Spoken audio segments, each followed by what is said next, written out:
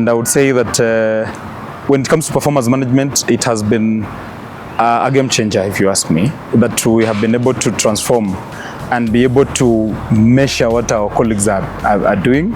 And then in that sense, we are now implementing the county institutional framework through the strategic plan and the annual development plan and everything around performance. And it has helped us ensure that our colleagues are measured on what they are supposed to be doing. So in HR we say full-time equivalent, FTE, so that you are able to achieve what the institution stands for.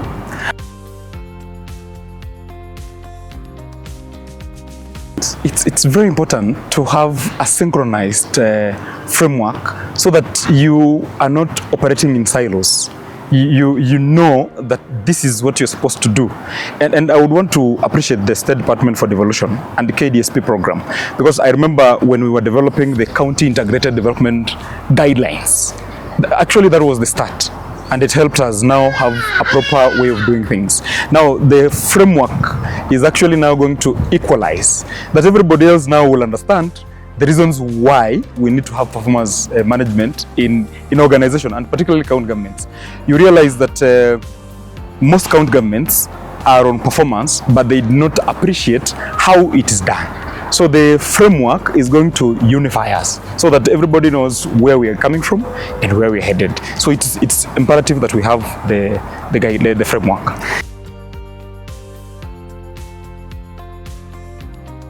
One of the lessons that for me as a HR person is that now we are not making people collect salary. They're earning.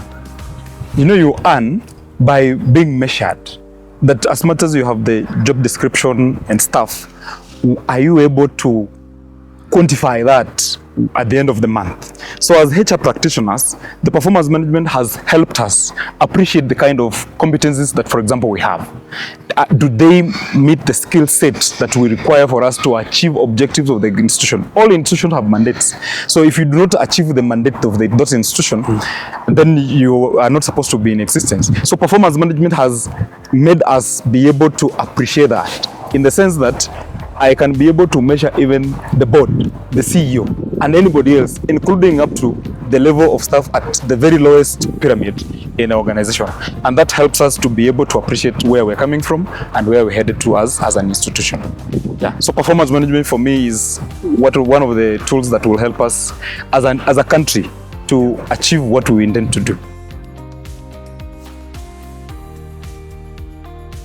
In our society, or in any society, we must have the naysayers. But you know, when you have frameworks like what we have, the integrated performance management guidelines, and then we also have the framework, of course it gives us direction on what we are supposed to do. If you have a goal, then you must know what you want to achieve. So if an institution has a vision, has a mission, and then the objective, then you'll be able to achieve that. And indeed, if your institution have even core values, you know, that is the DNA of the institution. So if you don't believe in performance management, then why are you in existence? So you need to go back and ask yourself the critical questions about what you stand for. And that's now the beginning of performance management. But if you say that you do not need it, then you're not supposed to be in existence in the first place. And the beauty about Gen Z, you know, most of us, the millennials, we fear Gen Zs. But Gen Zs are the best employees. Ask me why. Number one, a Gen Z will ask, what am I supposed to do? And then you say, 1, 2, 3. And then he or she will ask, do I need to be in the office? If you answer that question to a Gen Z, then you'll be able to work with the Gen Z. So for me, the best thing that will help us appreciate performance management in a better way is to have it automated. Let us digitize that. Once we digitize the performance management systems in this country, then it will be easy. It's easy for someone to see something that he's doing and be able to evaluate even themselves. Yeah? Like in other jurisdictions, people are using balanced scorecard. The balanced scorecard helps you to appreciate the 4 components of the organization: the customer, the financial, the processes, yeah, and then growth. So if we have this introduced in a digitized framework, then you can be sure the Gen Z will fit in. And even the millennials will appreciate that is not about the cumbersome processes of manual. So if you introduce the digitalization, then we're good to go. You know, for you to achieve anything, you must be able to measure it. You must be able to quantify. If you're not able to quantify, and there is no other metrics to quantify work if it's not performance.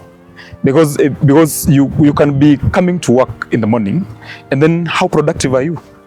So performance management helps you to be productive, the effectiveness aspect, and then of course the efficiency. So performance management helps us see if the resources we are actually spending, are they equivalent to what we are getting in return.